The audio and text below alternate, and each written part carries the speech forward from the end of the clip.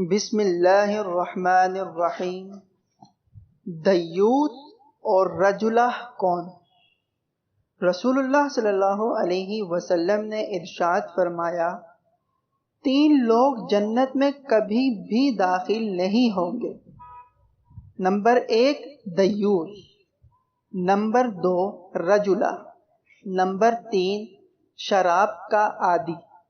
عرض کیا گیا، یا رسول اللہ صلی اللہ علیہ وسلم، شراب کے عادی کو تو ہم نے پہچان لیا، لیکن دیوس سے کون مراد ہیں؟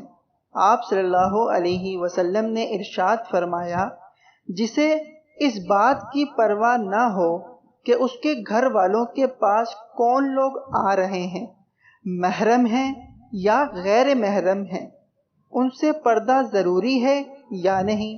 پھر پوچھا گیا، رجلہ سے کون مراد ہیں؟ آپ صلی اللہ علیہ وسلم نے ارشاد فرمایا، وہ عورتیں جو مردوں کی مشابہت اختیار کریں۔ الشعب الایمان للبہقی میں حدیث ہے،